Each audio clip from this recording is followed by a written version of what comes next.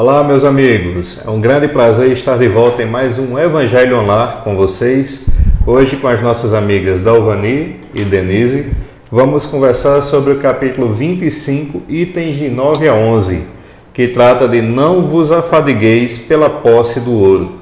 Então, se aconchegue aí na sua casa, pegue aquela garrafinha para que a sua água seja fluidificada também e que Jesus esteja sempre conosco. Vamos pedir então a Dalvani, que faça em nome de todos nós, a prece de abertura do Evangelho de hoje. Olá, os internautas e a todos que nos acompanham. Meu nome é Dalvani, sou psicóloga, sou participante, trabalhadora da Federação Espírita e nós, nesse instante, vamos elevar o nosso pensamento a Deus, a Jesus, para iniciarmos a nossa prece neste momento. Amado Mestre Jesus, aqui estamos em Teu santo nome, para Te agradecer por este momento, ó Pai, para Te agradecer por esta oportunidade de fazermos esse estudo dentro do Teu Evangelho, que é o código de ética da humanidade. Jesus, obrigada pela vida, obrigada por essa oportunidade, obrigado pelos Teus preceitos, pelas Tuas orientações para todos nós, através do Teu Evangelho, Jesus. Agradecemos a Ti, aos benfeitores espirituais que acompanham esse trabalho, que se faz presente, nos intuindo, nos assistindo e nos acompanhando, hoje e sempre, graças a Deus. Graças a Deus. Então, meus amigos, como havíamos dito antes, hoje nós trataremos do capítulo 25, Buscai e achareis, itens de 9 a 11, no tema Não vos afadigueis pela posse do ouro. Não vos afadigueis por possuir ouro, ou prata, ou qualquer outra moeda em vossos bolsos. Não preparareis saco para a viagem, nem 2 fatos, nem calçados, nem cajados, porquanto aquele que trabalha merece sustentado. Ao entrardes em qualquer cidade ou aldeia, procurai saber quem é digno de vos hospedar, e ficai na sua casa até que partais de novo.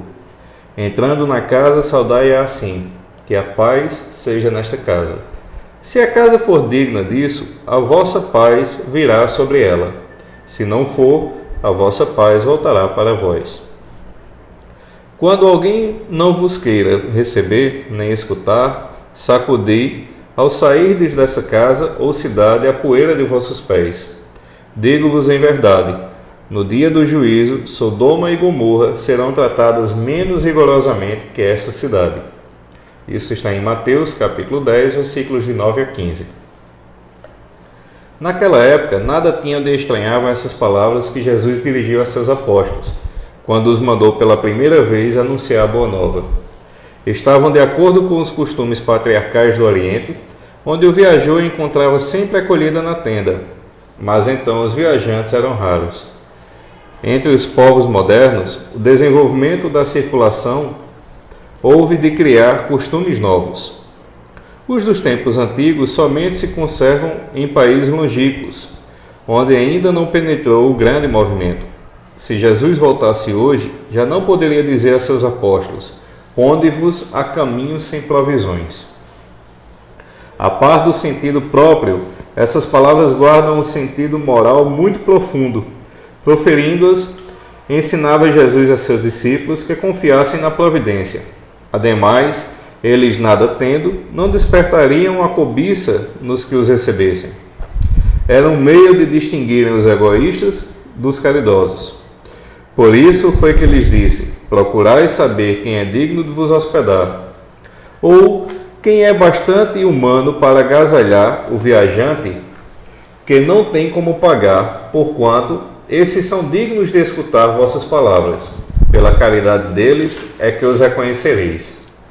Quanto aos que não quisessem receber nem ouvir, recomendou ele, porventura, aos apóstolos que os amaldiçoassem, que se lhes impusessem Que usassem de violência e de constrangimento para o converterem?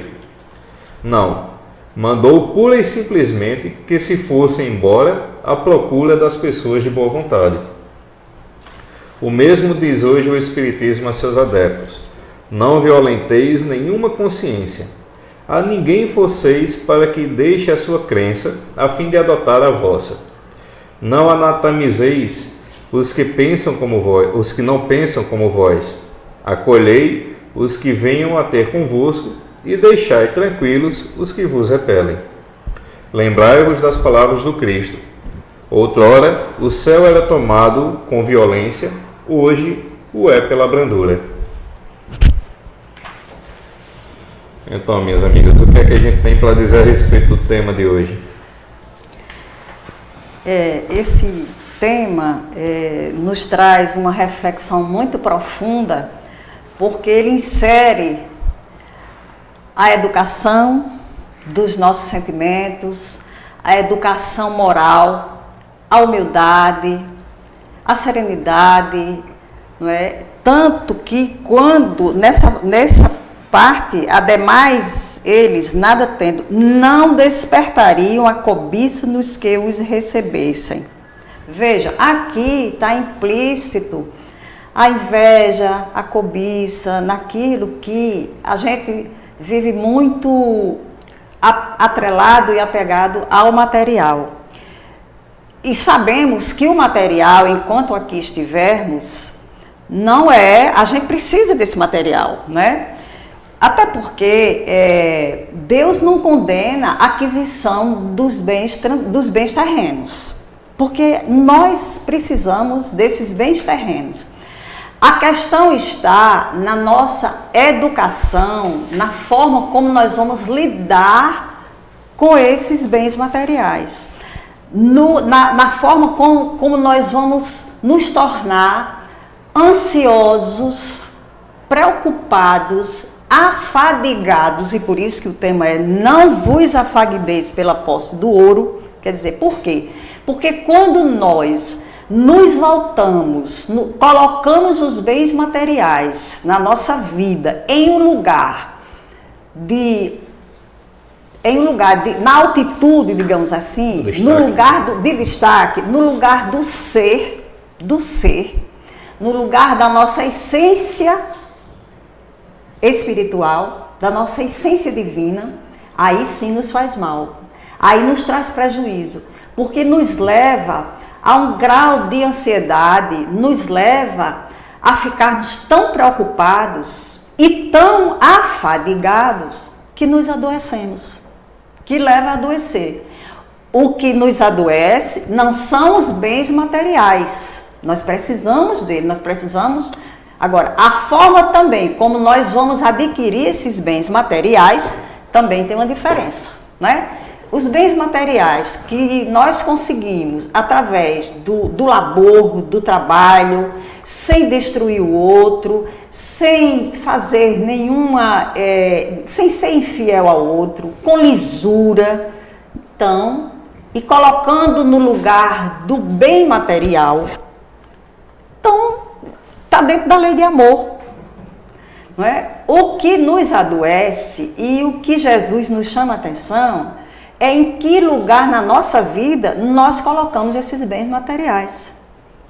Né? Só lembrando, quando eu achei muito oportuno e muito interessante a abertura da sua fala, Dalvani, que você falou na questão da educação, né? Que esse texto tem muito a ver com a educação, e lembrando que Jesus, ele era um educador por excelência, não é? Ele tinha assim, ele trazia o conhecimento de todos os recursos didáticos e ele usava todos eles para transmitir a mensagem ao povo. E quando achava necessário, que ele usava as parábolas, mas ele fazia tudo através dos recursos didáticos. Sim. Ele transmitia, não é, os ensinamentos. E também as palavras, né, que ele usava muito, mas Jesus era um grande educador. Não é? Ele pregava educando, não é? Ele educava. Né? Agora, como você falou, os tempos mudaram, as pessoas têm outros conceitos, outros valores, não é? Infelizmente, o ter sobrepuja o ser, que é isso que você abordou. Daí a ansiedade das criaturas, não é? Desencadeando as doenças, Sim. Né? Exatamente por não conseguir ser feliz com o que tem. Prefere ser infeliz pelo que não tem. Né? Ainda não a humanidade ainda não atingiu esse grau de inteligência, não é? De saber agradecer a Deus o que tem. O pouco que tem, ser feliz com o pouco que tem. Prefere sofrer pelo que não tem. Não é? É interessante, tem uma frase de Emmanuel que a ciência faz a descoberta, o amor edifica, embala, enaltece. Veja, a doutrina espírita nós sabemos que é uma doutrina pautada na ciência, na filosofia e na religião, não é? Nós precisamos cada vez mais, e é importante, essa evolução da ciência, e a gente acompanhar essa evolução da ciência e cada vez mais trabalhar a nossa cognição, a nossa intelectualidade é super importante. E a gente cresce muito, porque à medida que a gente estuda, a gente aprende e a gente, quando quer mudar, a gente, com esse aprendizado, a gente começa a fazer essa transformação moral nossa, que é o que o tema do Evangelho nos traz, não é? Então, só que muitas vezes a gente cristaliza muito o nosso intelecto, que aí fica somente na parte intelectiva e esquecemos a parte do sentimento, né? E deixamos o sentimento congelado. Então nós precisamos, até para a gente lidar com esse ter, a gente precisa fazer essa harmonização entre o ser, o fazer e o ter. Então, no ser, eu estou exercitando o meu coração, o meu sentimento, né? Que o Evangelho nos traz justamente a proposta de educação da humanidade. Agora, essa educação não pode ser somente aquela educação do exterior, do externo para mim. Eu preciso também dessa educação acadêmica, né? Nós precisamos de tudo isso, mas nós precisamos também nos educar sentimentalmente, moralmente. Então, quando eu começo a fazer esse equilíbrio, porque nesses três verbos que representam os valores da vida, que é o ser, a gente trazendo esses três verbos numa simbologia de um triângulo, que a Lírio Cerqueira nos mostra isso numa das literaturas deles, eu achei fantástico. E ele coloca o triângulo, no topo do triângulo ele coloca o ser. Né? Nas duas bases aqui do triângulo, ele coloca o fazer e o ter, na parte horizontal. Então, veja, a parte horizontal nós usamos a cognição, o intelecto, nós fazemos e no ter nós vamos utilizar o que fizemos, o que fizermos, não é? Mas esses três verbos, ser, fazer e ter, é que precisam estar harmonizados para a gente usá-los com consciência. Dentro de uma consciência ética moral. E se você parar para pensar, esse fazer, ele tem tudo a ver com a prática do Evangelho, Sim. que é exatamente o exercício. Sim. Porque se ficar só na leitura, na conversa, você não vai nunca chegar lá no ser. Sim. Você não vai, não é? Então você vai ter que exercitar. Se não fizer, tornar hábito, né? tornar daquilo um hábito, exatamente. Sim. Como qualquer coisa na sua vida que você quis tornar aquilo efetivamente, não é? A gente não nasceu sabendo absolutamente de nada, não tínhamos nenhum conhecimento.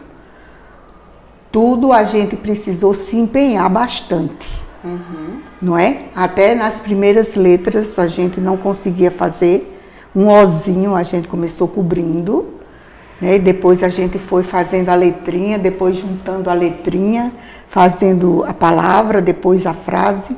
E assim tantas outras coisas. Se a gente vê um atleta olímpico, quando ele sonha com um pódio, ele se dedica exaustivamente aos treinos, chega a treinar 8, 10 horas diárias para conseguir, não é? E nessa questão dessa nossa transformação que o Evangelho propõe, que foi a proposta de Jesus, não é isso? A gente apenas lê, a gente não treina, a gente não pratica. É a prática do Evangelho. A gente não pratica. A gente lê e fecha o livro. E como é que nós vamos conquistar alguma virtude sem essa prática? Não existe. Fica difícil. Pesa um pouquinho em relação a uma das partes do Evangelho de hoje que mais me chamou a atenção, que foi essa frase aqui, olha: se Jesus voltasse hoje, já não poderia dizer a seus apóstolos: ponde-vos a caminho sem provisões. E logo em seguida, no próximo parágrafo, ele diz: a parte do sentido próprio, essas palavras guardam um sentido moral muito profundo.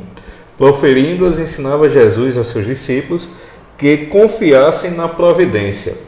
Só que a gente hoje imagina que confiar na providência é entregar tudo na mão de Deus. Né? Esquece a parte. E esperar.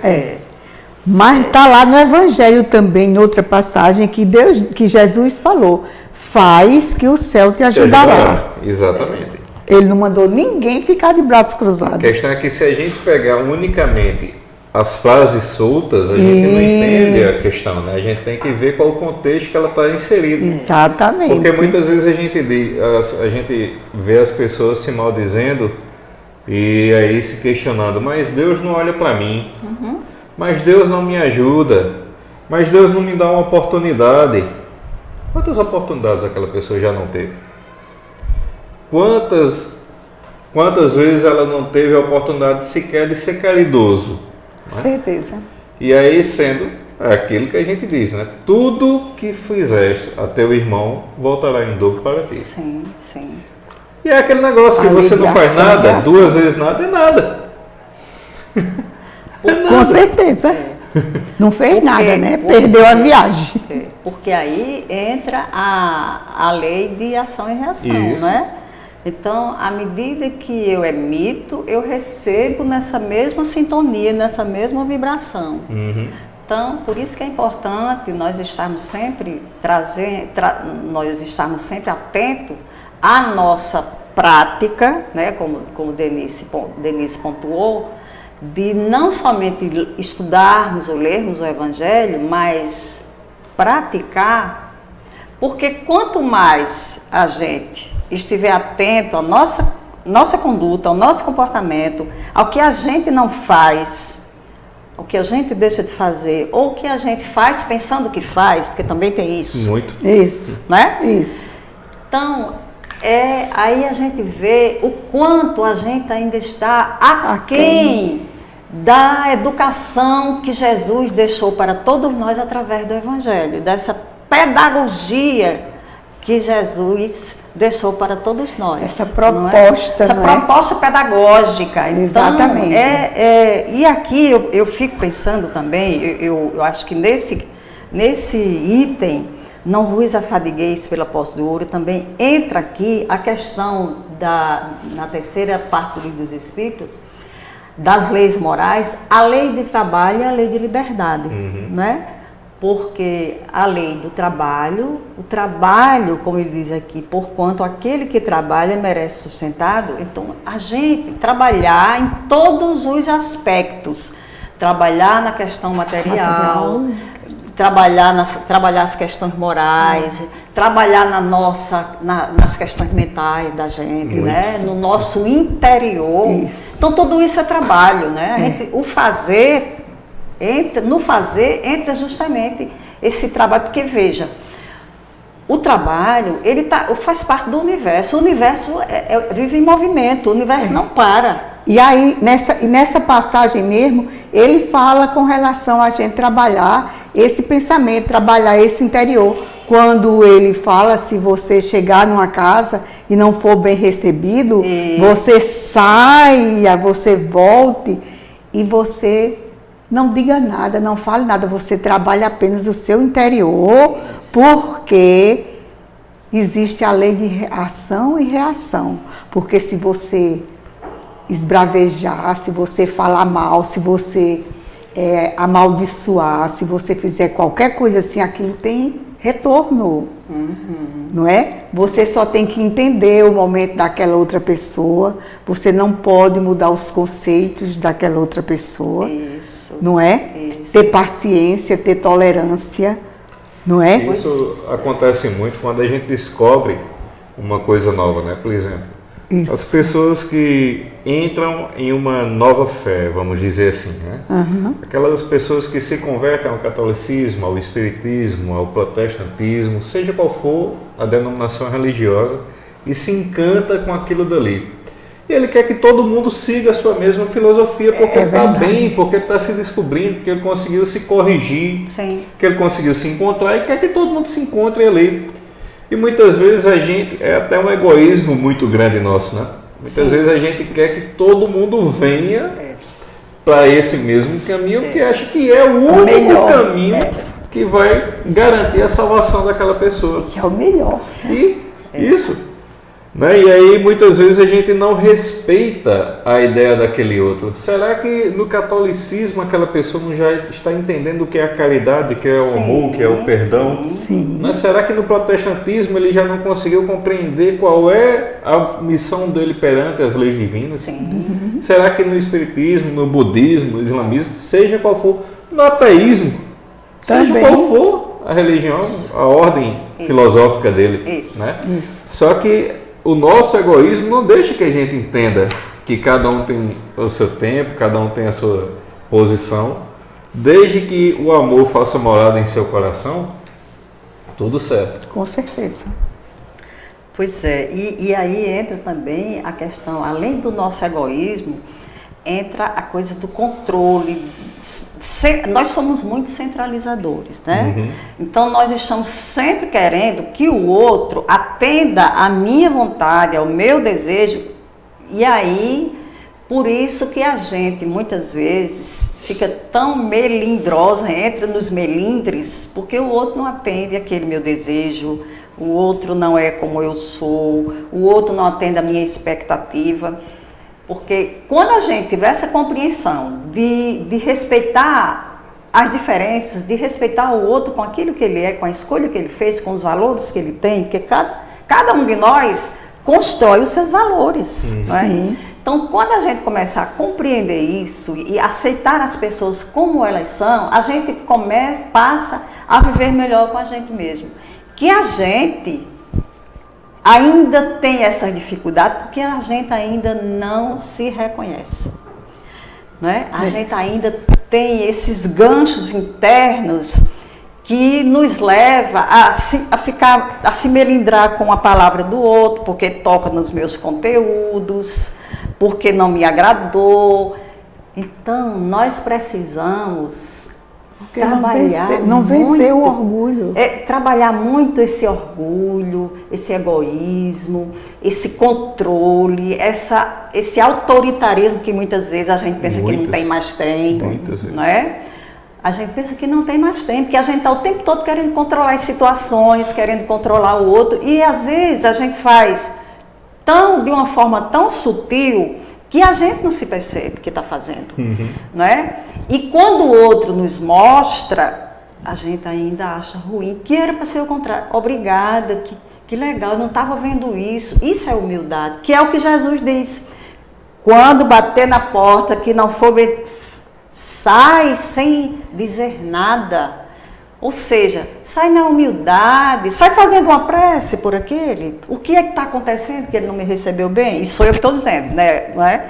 Então, assim, implicitamente Jesus está dizendo isso. Isso, exatamente. Sai entender o momento daquela pessoa. A situação que aquele outro está. Você chegou agora, não sabe por que aquele outro não me recebeu bem. Por que ele não abriu a porta para mim, a porta material, mas também a porta do coração, né?